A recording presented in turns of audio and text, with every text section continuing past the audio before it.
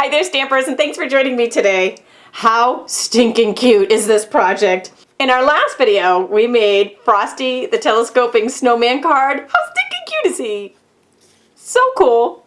Today we're going to be making his cousin Frosty the Hershey bar. They're both great for teacher, co-worker, all kinds of crafting gifts. You can give them together or separately. For his little scarf and matching hat, I'm actually using some of Stampin' Up's designer fabric. Yes, Stampin' Up makes fabric. Tons of quilting supplies in my online site. Alright, I know you're dying to see this. Let's get started. Now, to start with, we're going to wrap our Hershey bar. This is some Whisper White cardstock. I'm going to give you the dimensions. Some of the easiest ways to measure it is just to take off the wrapper and measure your wrapper. Our very first step is going to be to make some snow. This is Vanilla White Smooch Spritz from Stampin' Up. I love it. It makes the best snow. And all I'm going to do is spritz the entire sheet. It does take a minute to dry, but I'm just going to zoom in so you can see it really looks like snow. It's shimmery, it's white, it's really, really cool. Adds really cool texture and effect to the project. Once it's ready to go, we're going to take some sticky strip, super strong, and run a strip right down the end of the candy bar. Peel off that protective backing. Sticky strip is down. Gonna push our white into it. Flip over. Take your bone folder and just make a crisp line.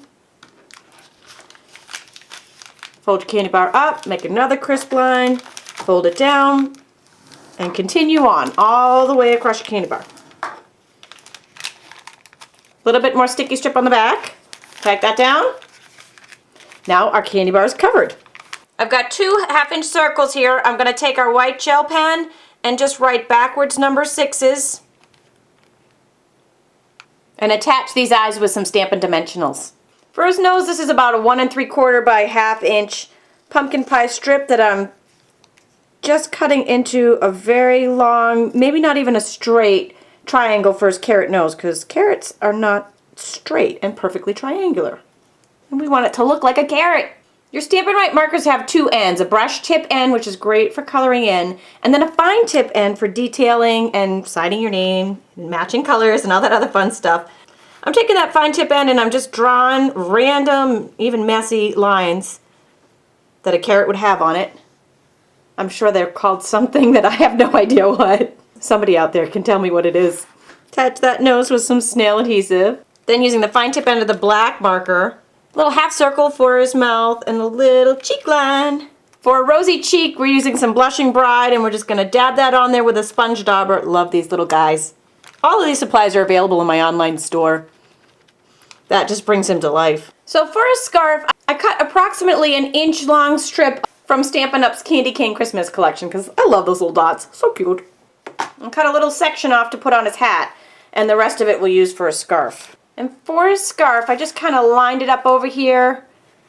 Just kind of pinch it around your 2 fingers, wrap it around, and knot it through your fingers. I made this one a little bit longer than my original, so we'll trim off the bottom. Give it a little angle there. For the buttons, I'm using the Stampin' Up Sweet Buttons Embosslet that goes through the Big Shot machine. And I'm taking the 2 bigger ones, but you could use any of the sizes here. They all look really cool. And just attach those with some snail. For his hat, I have 2 sections of basic black, 3/4 inch by 3.5 inch, and a 2-inch square. Use some snail to attach that scrap that we cut off for his hat, and then just trim off any overhang.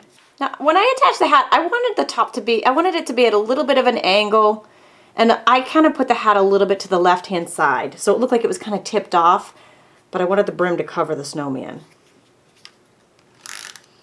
So just put a little snail on that brim, place it over the hat, but the hat, I put it a little bit to the left, so it's not quite centered. And then a little Stampin' sponge and some white craft ink here, and just sponge the edges.